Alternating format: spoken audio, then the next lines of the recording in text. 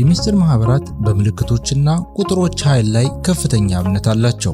የሚስጥር ማህበራቱ በዓለማችን ምልክቶች በብዙ ቁጥር የበለጠ ባዕዳዊ ኃይል እንደሚያገኙ የሚያምኑ ሲሆን ለዚህም በማለት ሚስጥራዊ ምልክቶቻቸውንና አርማዎቻቸውን በዓለም ዙሪያ አጥለቅልቀውት ይገኛሉ። በሚስጥር ማህበሩ ተወዳጅ ከሆኑት የተወሰኑ ምልክቶችም ሁሉን የሚያመለክት አንድ አይን፣ ፒራሚድ፣ ፔንታግራም፣ ኮከብ፣ ስዋስቲካ፣ ትራያንግል 666 እና ሌሎችም ሲሆኑ እነዚህም በየቀኑ በተለያዩ መንገዶች የምንመለከታቸው ቢሆንም በትኩረት ግን አናስተውላቸው። በዚህ ሁኔታ ተራው የዓለም ሕዝብ ሳይረዳቸው ሲቀርም የሚስጥር ማህበራቱ የበለጠ ኃይል እንደሚሰጣቸው ያምናሉ። የሚስጥር ማህበራት አዲሱን የዓለም ስርዓት ለማምጣት ብሎም የዓለምን ሕዝቦች በቀላሉ ለመቆጣጠር እንዲሁም ሰዎችን ደካማ፣ ግዴለሽ፣ ዝንጉና የተነሳሽነት ስሜት የጎደለውን ማህበረሰብ ለመፍጠር በሚያደርጉት ጉዞ ውስጥ ምልክቶቻቸውና መለያ ቁጥራቸው አንዱ ሴራቸው ሲሆን በእነዚህ ምልክቶችና ሚስጥራዊ ቁጥሮቻቸው ምን ያህል በውስጣችን እየሰረጸ እንዳለ በዘለለም እንደ ሕዝብ ማድረግ የሚገቡንን ጥንቃቄዎች በዝርዝር ወደ እናንተ እናደርሳቸዋለን። እስከ ዝግጅታችን ማብቂያ አብራችሁን እንድትቆዩ እየጋበዝን ዝግጅቶቻችንን ላይክ እና ለሌሎች ሰዎች ሼር በማድረግ እንዲሁም ቻናላችንን ሰብስክራይብ በማድረግ የኛ ቤተሰብ ይሁኑ። መልካም ቆይታ።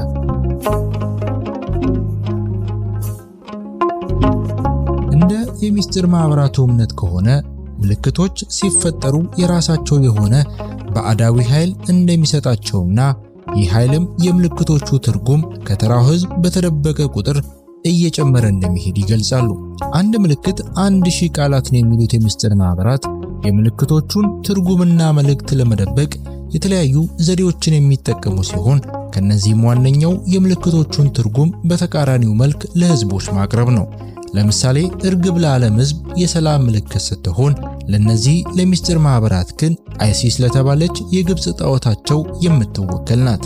የብርሃን ችቦ ለዓለም ሕዝብ የነጻነት ምልክት ሲሆን ለነዚህ የሚስጥር ማህበራት ግን የአጀንዳቸውና የቁጥጥራቸው ዋነኛ ምልክት ነው። ናዚዎች ጥንታዊው የስዋስቲካ ምልክት ትርጉምን ለመቀየር ወደ ተቃራኒው አቅጣጫ በመለወጥ የፓርቲያቸው አርማ አድርገውት ነበር። በተመሳሳይ መልኩ ሰይጣናውያን የፔንታግራምን አቅጣጫ በመለወጥ ይጠቀማሉ። በእነዚህና በሌሎች ውስብስብ ዘዴዎች በመጠቀም የምልክቶችን ባዕዳዊ ኃይሎች የሚጠቀሙት እነዚህ ሚስጥር ማህበራት በእነዚህ ሚስጥራዊ ምልክቶቻቸው የማይለዩቸውን ተራ ሕዝቦች በተጽዕኖአቸው ዋነኛ ተጠቂ እንደሚሆኑ all humanity which cannot identify itself by our sacred sign is our lawful prey በማለት ይገልጻሉ። አንዴ የሚስጥር ማህበራቱ ምልክቶችና ቁጥሮችን ትርጉም ከተማርን ግን እነዚህ ምልክቶች በመንግስታት አርማዎች፣ በመገበያያ ገንዘቦች፣ በኮርፖሬሽን አርማዎች፣ በሙዚቃ ክሊፖች፣ በፊልሞች፣ በጌሞች እንዲሁም በሌላ የትም የሚስጥር ማህበራት ባሉበት ሁሉ እናገኛቸዋለን። ይህም በእርግጥ በዓለማችን ምን እየተካሄደ እንደሆነ ቆም ብለን እንድናሰላስል የሚያደርገን ሲሆን የምልክቶቹ ጥቅም ላይ መዋል ምን ያህል በማህበረሰባችን እንደተለመደ ስናይ ደግሞ ዓለምን በተለየ መንገድ እንድንመለከታት ያደርገናል። እጅግ በጣም ሰይጣናዊ ከሚባሉ ጥቂት የሚስጥር ማህበራት ምልክቶች አንዱ የሆነው ባፎሜት ከናይትስ ቴምፕላር ጀምሮ በየዘመናቱ በነበሩ የተለያዩ የሚስጥር ማህበራት ሲመለክ ኖሯል። ባፎሜት የሚለው ቃል ባፍና ሜትስ ከሚባሉ ሁለት የግሪክ ቃል የተወሰደ ሲሆን ትርጉሙም ወደ ጥበብ መመሰጥ ማለት ነው። ወደ ምልክቱ ቀርበው በትኩረት ሲመለከቱት ሁሉም ነገሩ ስለ ተቃራኒ አካላት ውህደት፣ ስለ ዝሙትና ከፍተኛ የወሲብ ፍላጎት እንዲሁም ስለ ሌሎች ተመሳሳይ ሰይጣናዊ ባህሪያት የሚያመለክት ነው። በሌላ መልኩ ደግሞ ለሰው ልጆች ኃጢአት ሲል በመስቀል ለተሰቀለው ለክርስቶስ ያላቸውን ጥላቻ የሚያሳዩበት ዝነኛ የሚስጥር ማህበራት ምልክታቸው ነው፣ የተዘገዘቀ መስቀል። ከዚህም ባለፈ ወደፊት በመጨረሻ ዘመን ይመጣል ተብሎ ለሚጠበቀው የክርስቶስ ተቃዋሚ አንቲክራይስት ለመወከል የሚጠቀሙበታል። የሚስጥር ማህበራት አብዛኛውን ጊዜ የእጅ ኮዶች፣ አጨባበጦችና የተለያዩ የሰውነት እንቅስቃሴዎችን ያካተቱ አካላዊ ምልክቶች ይጠቀማሉ። የሚስጥር ማህበራቱ አባላት እነዚህ የእጅ ምልክቶችን ሲጠቀሙ ተራው ሕዝብ በማይነቃባቸው መንገድ መሆን አለበት። ይህም ሚስጥራዊነታቸውን ለመጠበቅ ብቻ ሳይሆን በምልክቶቹ ለሚያመነጩት የኃይል መጠንም ጭምር ነው። አባላቶቹም አብዛኛውን ጊዜ እነዚህን የእጅ ምልክቶች የሚጠቀሙት ለአንድነታቸው ዕውቅና ለመስጠትና የሚያሳኩት ትልቅ ዓላማ እንዳላቸው ለማመልከት ነው። አብዛኛውን ጊዜ ከሰውነታችን አካላት ሁሉ እጅ እንደ የድርጊቶችና ኃይሎች ምልክት ተደርጎ ይወሰዳል። በግራውና ቀኙ እጅ አጠቃቀም መካከል ደግሞ ከፍተኛ የምልክቶች ልዩነት አለ። ይህም ማለት የቀኝ እጅ በረከት፣ አዎንታዊ ተጽዕኖዎችና መልካም ነገሮችን የሚወክል ሲሆን በባዕዱ ዓለም ይህንን የቀኝ እጅ መንገድ የሚጠቀሙ ሰዎችም ዋይት ማጂክ በመባል ይታወቃሉ። የግራውን እጅ መንገድ የሚከተሉት ደግሞ ብላክ ማጂክ በመባል ይታወቃሉ። ስለዚህም ሙሉ በሙሉ ሰይጣናውያን የሆኑ ሰዎች የግራውን እጅ መንገድ የሚከተሉ ሲሆን ለሰይጣን ግን የትኛውንም እጅ ቢጠቀሙ ብዙም ጣጣ የለውም። የሚስጥር ማህበራት ከሚያመልኳቸው ባዕዳዊ ነገሮች አንዱ አስደናቂው የቁጥሮች ስርዓት ነው። እንደነዚህ ባዕዳውያን እምነት ከሆነ ቁጥሮች ሲፈጠሩም እንደ ምልክቶች ሁሉ የራሳቸው መንፈሳዊና ጊዜያዊ ኃይልን ይዘው ይፈጠራሉ። እነዚህ ማህበራትም በእነዚህ ቁጥሮች ምስጢራዊ ቋንቋ በመጠቀም ዕውቀታቸውንና ጥበባቸውን ከዘመን ወደ ዘመን ሲያስተላልፉ ኖረዋል።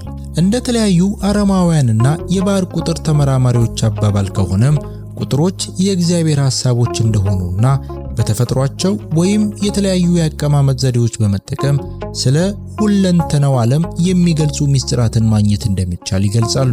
አብዛኛውን ጊዜ 3፣ 6፣ 9፣ 11 13 33 39 99 666 የመሳሰሉ ጎዶሎ ቁጥሮች በባዕዳውያን ዘንድ ከፍተኛ ኃይል ያቀፉ ቁጥሮች ተደርገው ይቆጠራሉ። ከነዚህ ቁጥሮችም የተወሰኑት የያዙትን ትርጉም ስንመለከት 3 የመጀመሪያው ፍጹም ቁጥርና ባዕዳዊነትን የሚወክል ሲሆን ከዚህ ቁጥር ጋር በማባዛት የሚፈጠሩ 9 33 333 666 የመሳሰሉ ቁጥሮችም የበለጠ ኃይል እንዳላቸው ይታመናል። 6 የሰው ልጅ ነፍስን የሚወክል ቁጥር ሲሆን በተለይም የሚስጥር ማህበራት ይህ ቁጥር ባዕዳዊ ስነ ስርዓቶችን አልፎ ፍጹም የሆነ ሰውን ይወክሉበታል። ቁጥሩ እየተደጋገመ ሲመጣም ኃይሉ በዚያም መጠን ይጨምራል። ይህም 66 ሲሆን የሰው ፍጹማዊ መንግስትን የሚወክል ሲሆን 666 ሲሆን ደግሞ የዓለማችን የምንጊዜም ፍጹማዊ መሪ የሆነውን ሰው ለመወከል ይጠቀሙበታል። 9 የመጀመሪያው ባዕዳዊ ኪዩብ ቁጥር 3 ሲሆን አብዛኛውን ጊዜም ከሌሎች ባዕዳዊ ቁጥሮች ጋር እየተባዛ ሌሎች ኃይለኛ ቁጥሮችን ይፈጥራል። አንዳንድ የሚስጥር ማህበራትም ሶስቱ ዘጠኞች ማለትም 999 የሚለውን ቁጥር 666 ለመወከል ይጠቀሙበታል። ይህም ቁጥሩ የ666 ግልብጥ በመሆን ነው። 11 ቁጥር የጥፋት የኃጢአትና ብልሹ የሆኑ ነገሮች ሁሉ የሚወክል ነው። ይህም ቁጥር በማባዛት የሚገኙ እንደ 22፣ 33፣ 44፣ 55፣ 66፣ 77፣ 88 እና 99 ቁጥሮችም ተመሳሳይ ኃይል እንዳላቸው ይታመናል። 13 አብዛኛውን ጊዜ የዕድለ ቢስነት ወይም ደግሞ የሰይጣን ቁጥር ተደርጎ ይወሰዳል። በባዕዳውያን ዘንድም አመጽ፣ ራስን መግደል፣ ሞትና በጠቅላላው ውድመትን ይወክላል። የሌሎቹ ባዕዳዊ ቁጥሮች ትርጉምም በዚህ መልኩ የሚቀጥል ሲሆን ከሁሉም ባዕዳዊ ቁጥሮች በቀላሉ ሊታለፍ የማይገባው ቁጥር ቢኖር ግን በመጨረሻ ዘመን ዓለምን ይመራል ተብሎ የሚጠበቀው 666 ነው። ይህ ቁጥር በተለያዩ የሚስጥር ማህበራት ከሚሰጠው ትርጉም በተጨማሪ በመንፈሳዊ መጽሐፍትም ከጥንት ዘመን ጀምሮ በትንቢት ተነግሮለታል። ከዚህም ባለፈም እስከ ዘላለማዊ ሞት የሚያደርስ ማስጠንቀቂያም ተሰጥቶበታል። አእምሮ ያለው የአውሬውን ቁጥር ይቁጠረው፣ ቁጥሩ የሰው ቁጥር ነውና ቁጥሩም 666 ነው። ዮሐንስ ራእይ ምዕራፍ 13 ከቁጥር 18። በየዘመናቱ የነበሩ የሃይማኖት አባቶችና የዓለም ሊቃውንት ለዚህ ምስጢራዊ ቁጥር የተለየ ትርጉም ሲሰጡበት ቆይተዋል። አንዳንድ አባቶች ሕዝቡ የቁጥሩን ትርጉምና ምንነት አውቆ ራሱን ከጥፋት እንዲጠብቅ ሲያስተምሩ፣ ሌሎች የዓለም ሊቃውንት ደግሞ ሕዝቡን ለማሳሳትና ለቁጥሩ ብዙም ትኩረት እንዳይሰጠው የተሳሳተ ትርጓሜዎች ይሰጡበታል። በእነዚህ ሁሉ አሉባልታዎች የተወዛገበው አብዛኛው የዓለም ሕዝብም የዚህን ቁጥር እውነተኛ ትርጉም ለማወቅ ያለው ጉጉት ከጊዜ ወደ ጊዜ እየጨመረ ይገኛል። የዚህ ዓለም ጠበብቶች የአውሬው መለያ ቁጥር 666 ነው የሚለውን ጥቅስ በመያዝ ይህን ታላቅ የባህር አውሬ የዘመናችን የቴክኖሎጂ ውጤት የሆነው ኮምፒውተር ነው የሚል አመለካከት አላቸው። እነዚህ የኮምፒውተር ሰዎች ለዚህ የተሳሳተ አመለካከታቸው እንደ ማስረጃ አድርገው የሚያቀርቡት ነገር አለ። ይኸውም ከኤ እስከ ዜድ ያሉትን የእንግሊዝኛ ፊደላት ይጽፉና ለኤ1፣ ለቢ2፣ ለሲ3፣ ለዜድ 26 ተራ ቁጥሮችን ይሰጣሉ። ከዚህም የስልጣኔዎች የመጀመሪያ የቁጥር ስርዓት 6ን ማዕከል ያደረገ ነበር የሚለው የአባ ጄሪ ቸርች ንድፈ ሐሳብን በመጠቀም እያንዳንዱን የፊደል ቁጥር በ6 ያበዙታል።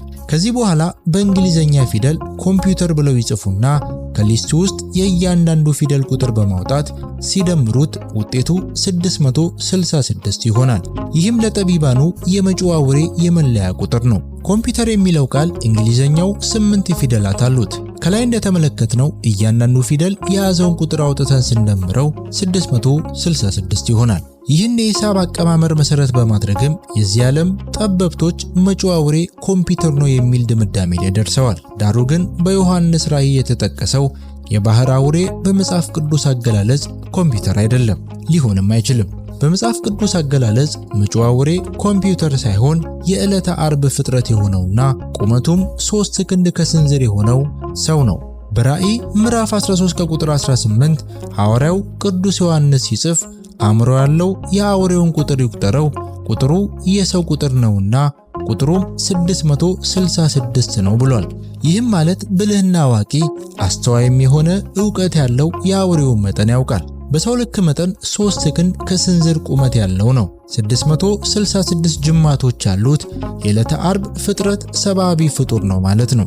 በሃይማኖት አባቶች ትምህርት የማንኛውም ሰው ጅማት ወይንም ስር 666 ነው።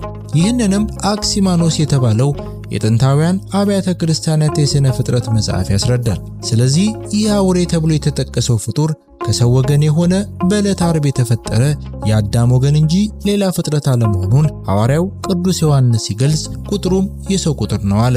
ከዚህ የምንረዳው መጪው አውሬ አንቲክራይስት ኮምፒውተር ሳይሆን ሰይጣናዊ ሰው መሆኑን ነው። የዚህ ሰይጣናዊ ሰው ማንነት ከታወቀ በኋላ ቀጥሎ የሚመጣው ጥያቄ 666 የሚለው የመለያ ቁጥሩ ምኑን ይወክላል የሚል ነው። ለዚህም አንዳንዶች የስሙ ቁጥር ነው ይላሉ፣ አንዳንዶች ደግሞ ለሚያመልኩ ሰዎች የሚታተምላቸው ቁጥር ነው ይላሉ። ሌሎች ደግሞ እሱንና ሌሎች 2 ተባባሪዎችን የሚወክል የሰይጣናዊ ቁጥር ነው ይላሉ። እንዲሁም ሌሎች ብዙ አሉባልታዎች በዚህ ቁጥር ዙሪያ ይሰጣሉ። ሐዋርያ ዮሐንስ ግን ጥበበኛ የሆነ ሰው የዚህን ቁጥር እውነተኛ ትርጉም እንደሚያገኝ ይነግረናል። የዚህ ቁጥር እውነተኛ ትርጉምም በዓለማችን ጥንታዊ አብያተ ክርስቲያናትና በጥቂት የሃይማኖት አባቶች እጅ ይገኛል። በእርግጥም ቁጥሩ የሚወክለው የአውሬውን ስም ሲሆን አውሬው በተለያዩ ስሞች የሚታወቅ መሆኑን ግን ቁጥሩስ የትኛው ስሙን ይወክላል የሚል ሌላ ውዝግብ ይፈጥራል። ይህም ማለት በተለያዩ የዓለም ቋንቋዎችና መንፈሳዊ መጻሕፍት ሲደመሩ 666 የሚሰጡ ብዙ የአውሬው ስሞች ስላሉ ነው። እዚህ ላይ አንዳንድ ሊቃውንት እንደሚሉት ከሆነ ከሁሉም ስሞች ጎልቶ የወጣ እንደሆነና ቁጥሩም በዕብራይስጥ ሲደመር 666 የሚሰጠን ከሆነ ምናልባትም ትክክለኛው የአውሬ ስም ሊሆን እንደሚችል ይናገራሉ። ለዚህም ምሳሌ ይሆን ዘንድ በውጭው ዓለምና በሀገራችን የተሻለ ተቀባይነት ያላቸውን የአውሬውን ስም ቀጥሎ እንመልከት። የሐዋርያው ቅዱስ ዮሐንስ ተማሪ በነበረው በቅዱስ ፖሊካርፕ እየተማረ ያደገውና ኋላም በፈረንሳይዋ ሊዮን ከተማ ጳጳስ ለመሆን የቻለው ቅዱስ አራኒዮስ 666 ስለሚለው ቁጥር ሐሳቡን ሲገልጽ ቁጥሩ ላቴኖስ የሚለውን የግሪክ ቃል የሚወክል ሲሆን ፊደላቱም ኤል30፣ ኤ1፣ ቲ300፣ ኤ5፣ አይ10፣ ኤን50፣ ኦ7፣ ኤስ200 ብለን በመዘርዘር ስንደምራቸው የአውሬው ቁጥር 666 ይሰጡናል። ቃሉም የላቲን ንጉሳዊ ግዛት ላቲን ኪንግደም የሚል ትርጉም ያለው ሲሆን ይህንንም ፍንጭ በመጠቀም አንዳንድ ሊቃውንት አውሬው የቫቲካን ካቶሊካዊት ቤተክርስቲያን የመጨረሻው ሊቀ ጳጳስ ሊሆን እንደሚችል ይጠቅሳሉ። ይህን የሊቃውንት ሐሳብ የሚያጠናክር ሌላኛው ማስረጃ ደግሞ የሮማ ካቶሊካዊት ቤተክርስቲያን ለጳጳሶቿ የምትሰጠው ቫይካሪዮስ ፊሊዲ የሚል የማዕረግ ስም ነው። ይህ የቤተ ክርስቲያኗ ለብዙ ዘመናት ስትጠቀመው የቆየችው የማዕረግ ስም በሮማውያን የቁጥር ስርዓት ተጠቅመን ስንደምረው 666 ይሰጠናል። የዚህ ቃል በጣም የሚያስገርመው እውነታም በላቲነኛ በዕብራይስጥም ይሁን በግሪክ ብንደምረው ልክ 666 የሚለው ቁጥር ይሰጠናል። እነዚህና ሌሎች ተመሳሳይ ማስረጃዎችን በመመልከትም ብዙ ሰዎች የቫቲካን ካቶሊካዊት ቤተ ክርስቲያን በመጨረሻ ዘመን ትልቅ ተጽዕኖ እንደሚኖራት ይገልጻሉ። መጽሐፍ ቅዱስም ይህ የአውሬው ቁጥር በመጨረሻ ዘመን በሚኖረው አንድ የዓለም የኢኮኖሚ ስርዓት ሰይጣንን በሚያመልኩና በማያመልኩ ሰዎች ላይ ልዩነት የሚፈጥር ቁጥር እንደሚሆን እንዲህ በማለት ይነግረናል። ታናናሾችና ታላላቆችም፣ ባለጠጋዎችና ድሆችም፣ ጌታዎችና ባሪያዎችም ሁሉ በቀኝ እጃቸው ወይም በግንባራቸው ምልክት እንዲቀበሉ የአውሬውን ስም ወይም የስሙ ቁጥር ያለው ምልክት የሌለበት ማንም ሊገዛ ወይም ሊሸጥ እንዳይችል ይደረጋል። ጥበብ በዚህ ያለ፣ አእምሮ ያለው የአውሬውን ቁጥር ይቁጠረው፣ ቁጥሩ የሰው ቁጥር ነውና ቁጥሩም 666 ነው። ዮሐንስ ራእይ ምዕራፍ 13 ከቁጥር 16 እስከ 18። በመጨረሻም በዚህ ክፍል የተመለከትናቸው የምስጢር ማህበራት ምልክቶችና ቁጥሮች ከአሁን ወዲህ በዕለት ተዕለት ኑሯችን ላይ እንመለከታቸዋለን። ይህን ሁሉ ስንመለከትም ምን ያህል የምስጢር ማህበራት ኃይል በዓለም ማህበረሰቦች ላይ እንደሰረጸ እንድንገነዘብ ያስችለናል። ዓለም የምትመራው በሕጎችና ረጎች ሳይሆን በምልክቶችና አርማዎች መሆኑን በመጀመሪያ የነገረን ቻይናዊ ፈላስፋ ኮንፊሸስ በመጨረሻ ምልክቶች ሕዝብን ለመቆጣጠር የሚያስችሉ አስማተኛ መሳሪያዎች እንደሆኑ ይነግረናል።